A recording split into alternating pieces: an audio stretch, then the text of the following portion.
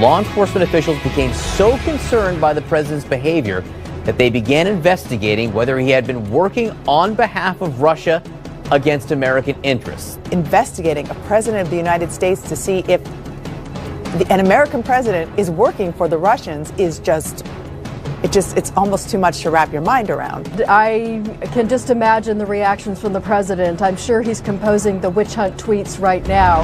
After 88 days, 13-year-old Jamie Kloss alive after escaping captivity. I saw a young woman coming towards me saying, I'm lost, I don't know where I am, and I need help.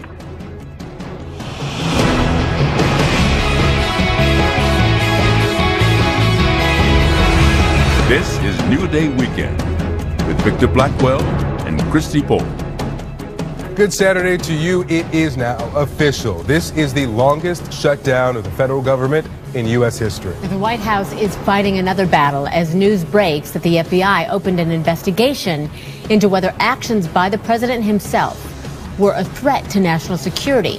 First reported by the New York Times, this counterintelligence probe was happening at the same time as the obstruction of justice investigation prompted by the firing of former FBI Director James Comey. Now, the question behind both parts of the investigation was the president helping Russia against U.S. interests. One of the New York Times reporters who broke this story spoke to CNN along with former Director of National Intelligence James Clapper. Here's what they said about this investigation. It's not surprising. I think, in fact, I would go so far as to say I think the FBI would have been derelict not to have at least considered the possibility, given the behavior of both candidate Trump and President Trump. There were a couple of things that pushed the FBI over the edge, and I think it's been lost on people, is that the obstruction and the possible obstruction related to the firing Comey, you need an object.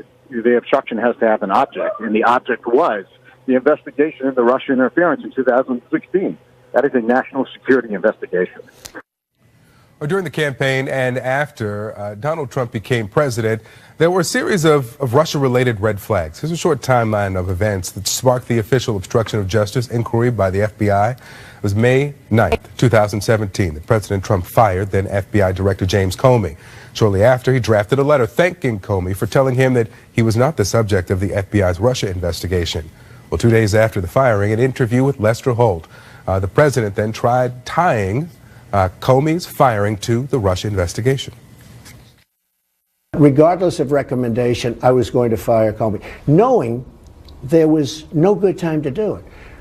And in fact, when I decided to just do it, I said to myself, I said, you know, this Russia thing with Trump and Russia is a made-up story. It's an excuse by the Democrats for having lost an election that they should have won.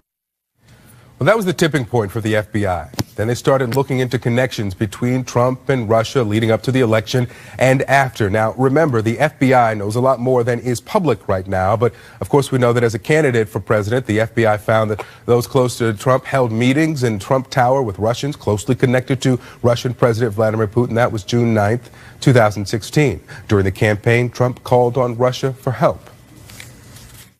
Russia, if you're listening, I hope you're able to find the 30,000 emails that are missing. That was July 27, 2016. There's also the Steele dossier, that memo that gave a window into possible collusion between the Trump campaign and the Russian government. James Comey briefed President-elect Trump about those details in the dossier. That was January 6th, 2017. And just months before President Trump fired James Comey, he asked Comey for a loyalty pledge, asking Comey to end an investigation into his national security advisor, Michael Flynn. That happened on January 27, 2017, 7 days after Trump was sworn into office. That takes us to May 17, 2017. 8 days after President Trump fired FBI Director James Comey, Special Counsel Robert Mueller was appointed. His job? To lead the investigation of Russian interference into the 2016 presidential election. And the White House pushing back strongly this morning on this. Joining us from the White House, CNN White House reporter Sarah Westwood. Sarah, what are you hearing from the White House this morning?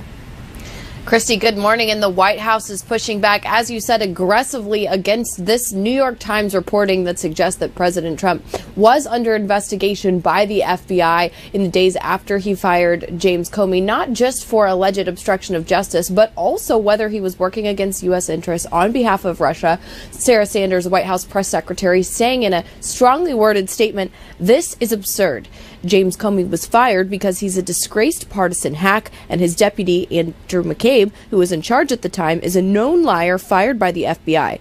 Unlike President Obama, who let Russia and other foreign adversaries push America around, President Trump has actually been tough on Russia." Now, remember that President Trump did run on a promise to thaw relations between Washington and Russia, but many of his actions towards the beginning of the administration especially were looked at through the lens of these allegations of Russian collusion. The Mueller probe still ongoing. The White House has continually said that nothing will come of that probe, that the president did nothing wrong, and they've downplayed the criminal charges and convictions that have been levied against those close to President Trump. But of course, it's been difficult to insulate the president from the allegations and the charges and convictions that have come against people who have been very close to President Trump, such as Michael Cohen, his former lawyer, set to testify before Congress, Paul Manafort, his former campaign chairman. And the White House is certainly bracing for Mueller's final report to come out in the days ahead. It's not clear yet whether that will be made public, whether the White House will put up a fight to keep that private, but certainly this adds just another complication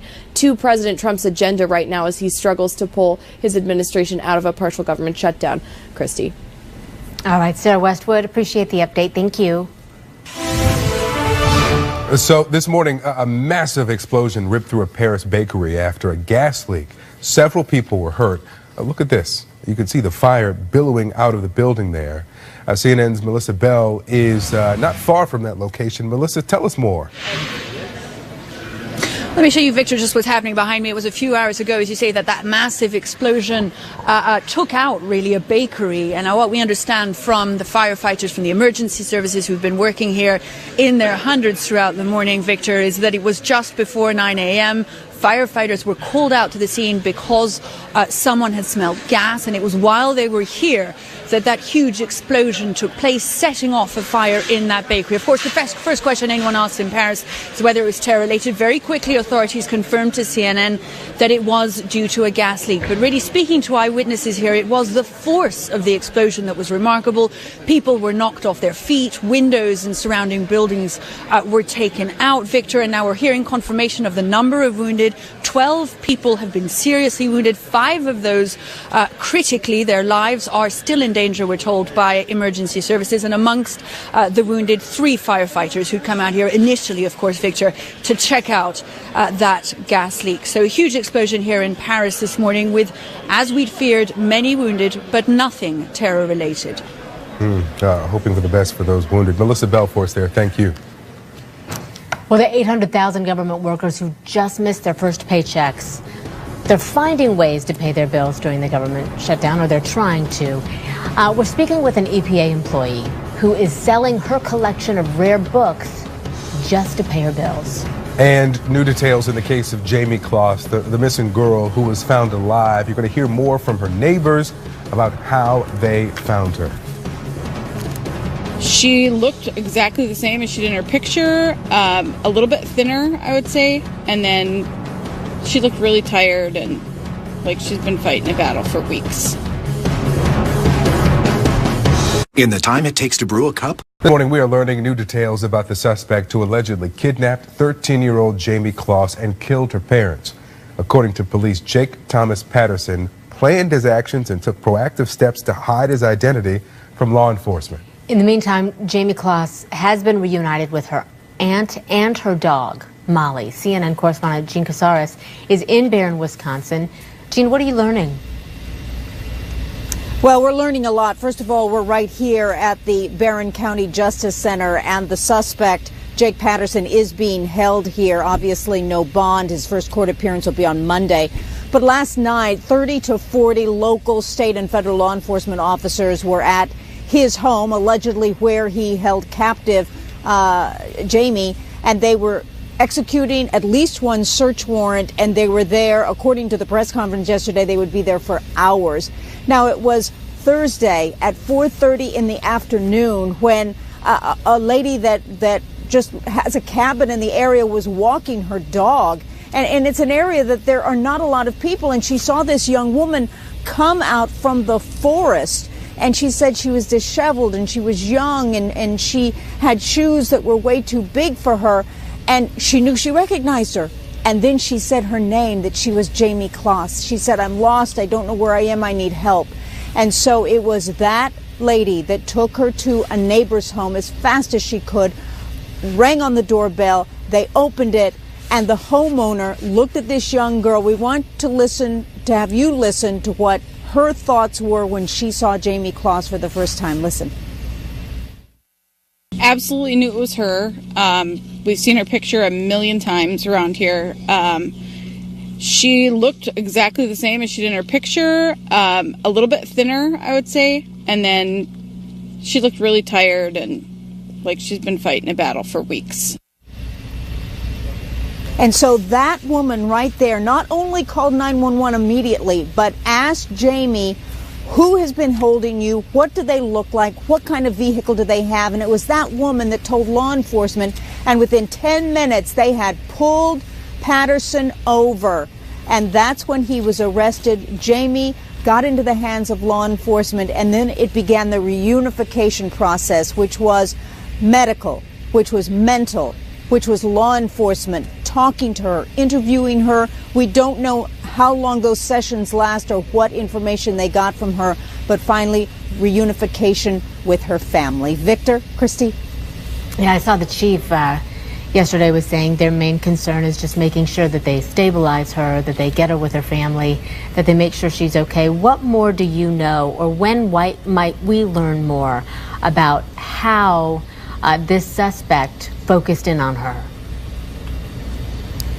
That's the big question. They don't understand how he targeted her, found her family's home, because they don't find any social media contact at all. And you see, this story, Christy, has so many similarities to Elizabeth Smart. I mean, it really does. And you covered Elizabeth Smart. But here's where it differs. This suspect allegedly shot and killed her mother and father, conceivably in front of her eyes in October. And then she was gone because there was a 911 call. Police came. They just heard rustling in the background, and they found James and Denise Kloss deceased, but there was no Jamie. So this young girl knows at this point that her parents were murdered, and Elizabeth Smart had her parents to come back to. This young woman doesn't, but she has a loving aunts and uncles. She has a family that she is coming back to, which is the most important thing. Yeah, thank goodness for that. And this is one of those stories, just like Elizabeth Smart. When I heard this yesterday, I said, this is why we cannot give up on these people who are missing, because you never know where they might be. Thank you so much, Jean Casas. We appreciate it. You know, there's so many more angles to this, and what we're learning more about the moment after she was discovered. The woman who found her spoke with CNN last night, described the moment Jamie approached her while she was out walking her dog. I had walked my dog about a mile and a half. The area where our cabin is and where Jamie was is like a loop. So I had just finished the walk with Henry, and I was at the end of my driveway, and I saw a young woman coming towards me saying, I'm lost, I don't know where I am, and I need help. And so I went towards her. The roads were very icy, and I knew right away when I first encountered her that she was in trouble because she wasn't dressed for the weather. It was very cold here. She just had on some leggings and a sweatshirt and shoes that apparently were not hers. So I knew wherever she had come from, she had left in a hurry. And when I got close to her, she leaned into me and just said, I'm Jamie. And I knew right away who it was because if you live in Wisconsin, you've seen so many pictures of Jamie. So I just walked really quietly with Jamie, told her everything was going to be all right, and I just kept saying to myself, just be calm. You don't need her to get upset or excited. I didn't ask her any questions about anything except I wanted to know if the person she had been with was he gone? Was he in a car or whatever? And she said, yes, he was gone in a car. And I said, well, what color is the car? Because if I wanted to be aware, if I saw a car of that color coming towards us, we needed to do something different. Now, police haven't revealed a motive, as you heard there. They say that she was the suspect's intended target the night he allegedly killed her parents. Well, real people, real consequences coming up. We hear from a furloughed worker forced to auction off her prized possessions to pay her monthly bills.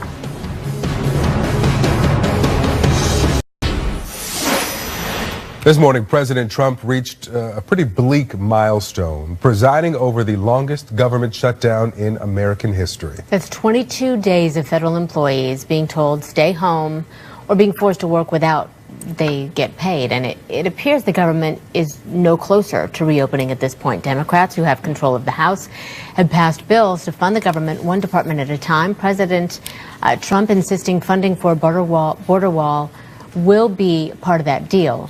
Without his support, Senate Republicans have refused to call votes on any of the measures. And 30 furloughed workers who were mistakenly paid yesterday were told to give the money back. That's according to the Washington Post. They were paid due to a clerical error. When during the campaign, I would say Mexico's going to pay for it. Obviously, I never said this and I never meant they're going to write out a check. I said they're going to pay for it. That was President Trump Thursday, insisting that he never said that Mexico would make a direct payment for the border wall. And obviously, he never said that Mexico would just hand over billions. But did he? Who's going to pay for the wall?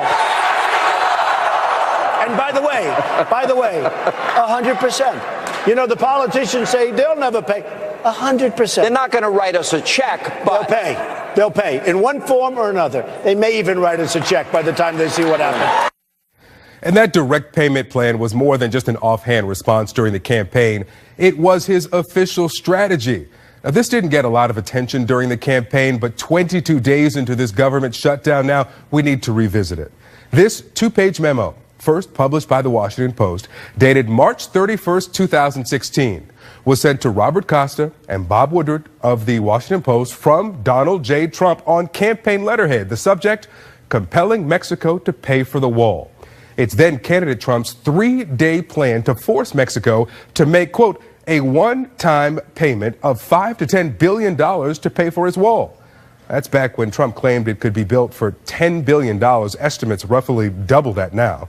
Now, according to the memo, on day one, Trump said the U.S. would suggest redefining and invoking part of the Patriot Act to take a portion of the money that workers in the U.S. send to Mexico and block all payments sent to Mexico by workers in the U.S. illegally. It's not clear whether the president can even do that. But let's go to day two of the plan.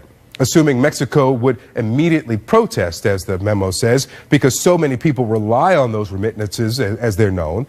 And then on day three of the plan, the U.S. would, quote, tell Mexico that if the Mexican government will contribute blank billion dollars to pay for the wall, the regulation would not go into effect. Simple. 3-day plan. It's day 722 of the Trump administration, and it hasn't happened yet. In the memo to the Post, Trump also threatened canceling visas or small increases in visa fees would pay for the wall or enact new tariffs. In the memo, Trump says the U.S. has the moral high ground here and all the leverage, and it's an easy decision for Mexico, he wrote. The president has not executed that plan. Mexico has said emphatically that it's not going to pay for the wall, so the president is demanding that you, the taxpayer, pay for it instead, while simultaneously claiming this. They are paying for it with the incredible deal we made called the United States, Mexico, and Canada USMCA deal. USMCA, that's the trade agreement that President Trump hopes will replace NAFTA. He and Canadian Prime Minister Justin Trudeau and former Mexican President Enrique Peña Nieto signed the deal in November. Now, I said hopes because it's not law. Congress has not ratified that. And with Democrats running the show in the House, there's no guarantee that it will. And remember, any direct benefits of the deal will be reaped by individuals in the U.S. and American companies, not the U.S. government directly. Now, the White House argues that more money for American companies means more tax revenue, sure. But it would be nearly impossible to track which dollars are the direct result of the new trade deal. And it's up to Congress to allocate the money at the end of the day anyway, and we see how that's working out. Bottom line, when the president claims he never said Mexico would write a check for the wall, he didn't just say it, he wrote it down in detail. And when he says the new trade deal will pay for the wall, it won't.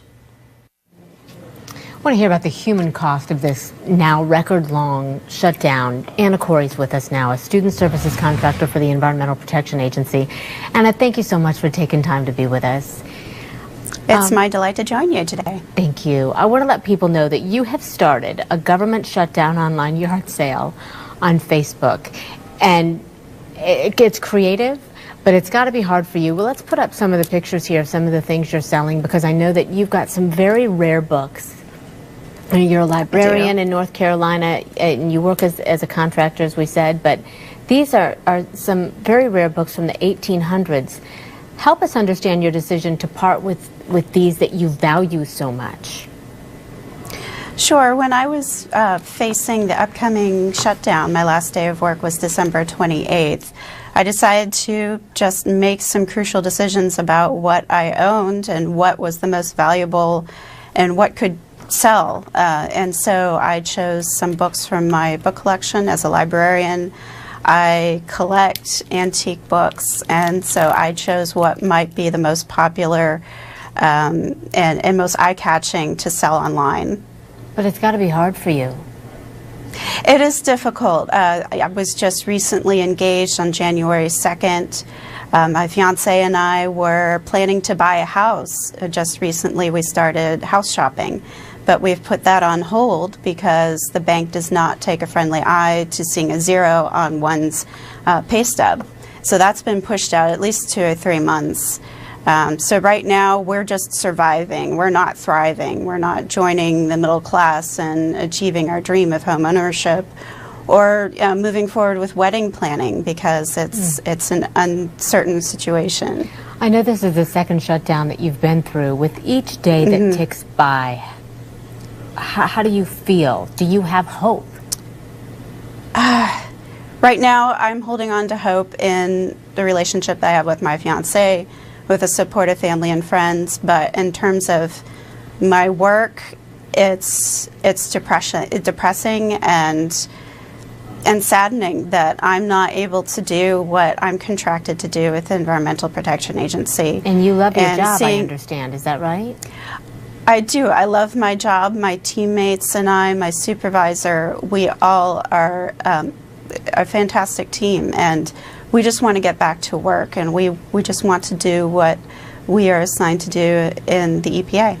You know, there are some people who would say, now, you know that this is a possibility in your job, and yet you take that risk. Do you? Why do you take that risk? We take that risk because we believe in the work that we do. Our section supports the Clean Air and Clean Water Acts, which are mandated by Congress, and we want to make sure that those acts are up to date and that the public is knowledgeable about the research that goes into those congressional acts. So all the work that we do is made available to the public. Will you look for other work? I know that the terms of my contract are limited, so eventually I do need to look for a permanent position. I've moved that up. I am applying to permanent full-time positions, and so if I get a reasonable offer, I will take it. Well, Anna Corey, thank you for sharing with us you know, your day-to-day life right now. I know that it's hard. Congratulations, though, on your engagement. That's exciting. Thank you very much. Yeah, we're happy very for much. you. Absolutely. And thank you for taking the time to be with us. Best of luck to you. Thank you for the opportunity. Absolutely. Those beloved trees at Joshua Tree National Park in California are among the unintended victims of this partial government shutdown. The park is still open despite a lack of funding, but with fewer rangers patrolling the area, some visitors have cut down the park's famous trees to go off-roading and to set fires in illegal campsites. Those campgrounds were closed just after the new year due to health and safety concerns, including overflowing garbage bins and dirty restrooms. Well, GoFundMe says it will begin refunding money donated to a campaign to build President Trump's wall at the U.S.-Mexico border. More than 300,000 donors helped raise $20 million for the project since it began just after Christmas. That's well short, of course, of the campaign's goal of raising $1 billion. The crowdfunding platform says the campaign was designed to be all or nothing, so the money will be refunded. Representative Tulsi Gabbard says she plans to run for president. We'll have more on the key issue that prompted her to make the decision. Also, Representative Steve King facing some backlash from both sides of the aisle for his white nationalist comments. What GOP's Tim Scott, an African-American senator from South Carolina, has to say about it.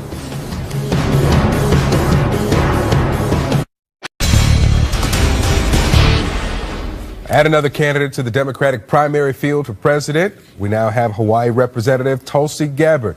The Democrat made her informal announcement on CNN's Van Jones show, which was taped earlier but airs tonight at 7 on CNN.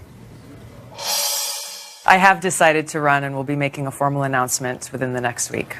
Issues relating to making sure that people who are sick get access to the health care that they need, making sure that people who are stuck in our broken criminal justice system and the families that are torn apart are being helped, that are being served, making sure we're taking action to protect our planet for us and for the future. There's a whole host of issues that I'm looking forward to addressing, and there is one main issue that is central to the rest, and that is the issue of war and peace.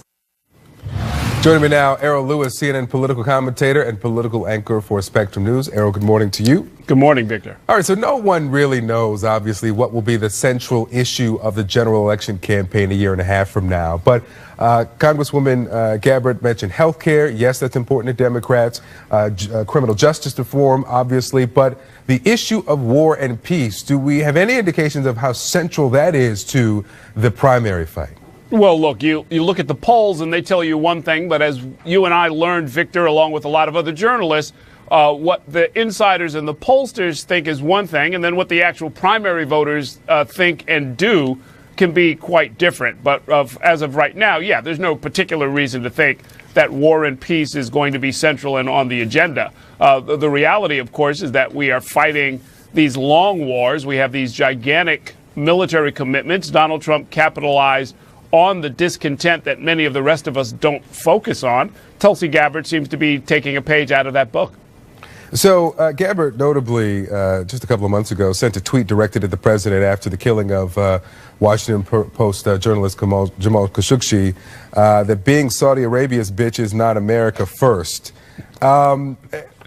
Is this going to be who can punch harder at President Trump? Is that the Democratic primary? What happened to when they go low, we go high? Where are we seeing that this is going to line up? Yeah, the low-high thing doesn't seem to be working for a lot of Democratic candidates. Hence, you're starting to see the obscenities that are dropped casually here and there, some of the tough talk, things like the tweet that you just showed. It's going to be tough, I think, for Democrats to strike the right tone because if they're going to try to pose themselves as an alternative to some of the vulgarity and obscenity that we saw that has come with the Trump campaign and now administration, they're going to they'll have to do something about that, but they also have to show the Democratic base that they're ready to go toe-to-toe with this administration and with the ideas for which it stands. And there's no easy way to do that.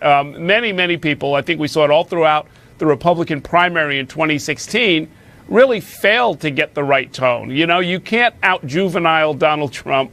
You can't out-cute him when it comes to the nicknames and all of this kind of stuff. So, look, she's welcome to try, obviously. I think more seriously, though, underneath it, you've got a question of somebody who is really breaking with the rest of the Democratic field, most likely, when it comes to this question of war and peace and whether or not all of the U.S.'s alliances overseas need to be shaken up, reconstituted, or ended. Let's talk about another separation in the Democratic field. Former New York Mayor Michael Bloomberg says that if he runs, he would self-fund for the 2020 nomination. Forbes has his net worth at $44 billion or so good for him. But Senator Elizabeth Warren is in New Hampshire this weekend, and she's telling Democrats to say no to billionaires' influence on policy, setting up a direct clash, a direct confrontation between these two. Yeah, it's real interesting, Victor. You've got Mike Bloomberg, who ran 3 times for mayor here successfully in New York City. He makes the case that because he is self-funded, he can avoid issues of corruption because there are no donors, there are no interest groups that can sit down with him and hold their money as a lure to get him to take certain policy positions. And that has a certain amount of ring of truth to it. On the other hand, what Elizabeth Warren is saying is also true, which is that no billionaire, even one who is the candidate himself, should be able to use private wealth to steer the course of public policy. So the Democratic base is going to figure out whether they're in the mood for the Michael Bloomberg argument that somebody who is unbought, he can't be bought because he's got too much money, is the way that they want to go. A similar argument, by the way, was made a couple of years ago by this guy, Donald Trump, another rich New York businessman who managed to convince a lot of people that having money meant that he wouldn't be subject to a lot of those outside temptations. I think we now know that it's a little bit more complicated than that. Yeah, it certainly is. Let's talk about Steve King before we go. Iowa congressman who told the New York Times, white nationalist, white supremacist, Western civilization. How did that language become offensive? Well, Senator Tim Scott, South Carolina, only black Republican in the Senate, wrote an op-ed for the Washington Post in which he said King's comments are not conservative views, but separate views that should be ridiculed at every turn possible. Any indication that there will be some formal congressional ridicule? There has been talk of censure. How far will that go? And that obviously sets up the question, what say you, Senate Republicans? What say you, or rather House Republicans, about the President of the United States and his racist comments? Yeah, look, the new Democratic-led House could very well censure him. It's well within their powers to cite the behavior of its members. But that's not really what Tim Scott is getting at. What he's saying is that the Republican Party needs to drum this guy out of, if not formally out of the party, at least put him off so far on the margins that there'll be no mistake about what the Republican Party stands for when it comes to characters like him. Now, but by the way, this is long overdue. This conversation needed to happen a long, long time ago. The Republicans have treated him like the sort of embarrassing relative that you kind of keep off to the side, and they kind of don't want to be associated with him. But that ship has sailed, and Tim Scott is, I think, very, very accurately and very commendably calling the party on this question. At some point, if you're going to have somebody like this hanging around using your label, you've got to decide to publicly say that this is not what we stand for. Yeah, let's see if they do anything formal here. Errol Lewis, always good to have you. Thanks, Victor. Well, she may be down a little bit, but she's not out. The Supreme Court says the notorious RBG is getting better after surgery. She will miss oral arguments next week, but what does that mean for the Supreme Court, really? That's next. Justice Ruth Bader Ginsburg getting better after surgery to remove 2 cancerous nodules from her lungs. She will miss oral arguments, though, next week. This past Monday was the first time the Supreme Court justice missed oral arguments due to her health, despite surviving 2 bouts of cancer, we should point out. We have with us Erin Carmon. Erin Carmon, sorry about that, CNN contributor. Erin, thank you so much. Co-author, by the way, of Notorious RBG, The Life and Times of Ruth Bader Ginsburg, of course. Thank you so much for taking the time to be with us here. So the White House is said to be discussing possible candidates should she vacate her seat. Is that too opportunistic at this time, at this stage, or is it simple preparation? Well, Christy, the words "no evidence of remaining disease" really put a lot of people's fears at ease. Of course, the justice is still almost 86 years old. On March 15th, she'll turn 86. But for those who are really counting on her to continue her spot of championing equality and justice as one of 9 lifelong members of the Supreme Court, that was a huge relief. It was actually before we got that news about the results from her test that she underwent when they found the nodules in her lungs, that the White House started circulating that they were working with their outside groups that have largely determined the course of these nominations for her replacement. And to my mind, that was pretty premature. Yes, she is older. Yes, she has had cancer before. But to me, as a journalist, I wondered whether that was a kind of strategic leak at a time where the White House is dealing with legions of problems, from the shutdown to the ongoing Mueller investigation. What better way to remind conservatives of why they cast their lot with President Trump in the first place? And that is Brett Kavanaugh, that is Justice Gorsuch, that is the future of the judiciary. And so to me, it seemed less about any kind of information that they had about Justice Ginsburg's health or her plans for the Supreme Court, and more about the fact that they wanted to change the subject to something that makes conservatives feel good about this current White House. Yeah, we know that she's reading briefings, she's reading filings and transcripts of the sessions. So she's committed to staying put, obviously. But you make a very good point about possible distraction there. If President Trump is in a position to fill a third seat, coming off of the chaos and the divisiveness of the Kavanaugh hearing, prognosticate what kind of a choice he might make. Well, I understand that they have talked about several women in recognition of the fact that Justice Ginsburg is only the second woman to serve on the Supreme Court. They'd be looking at women, though, who have really different views on the Constitution, really different ideological commitments than Justice Ginsburg. The name that came up again and again, and this woman was a finalist for the seat that went to Brett Kavanaugh, Amy Coney Barrett. And I guess the thinking here is, you know, she's a hero of women's rights. Any woman will do, and I think that that will not be the case if this comes to that. All righty. Erin Carmon, always appreciate you being here. Thank you so much. Thank you. Absolutely. And be sure to tune in tonight for a CNN original film, RBG, The Life and Career of Justice Ruth Bader Ginsburg, tonight at 8 Eastern, right here on CNN. All right, Christina Fitzpatrick has the latest Bleacher Report for us next. Anything going on this weekend?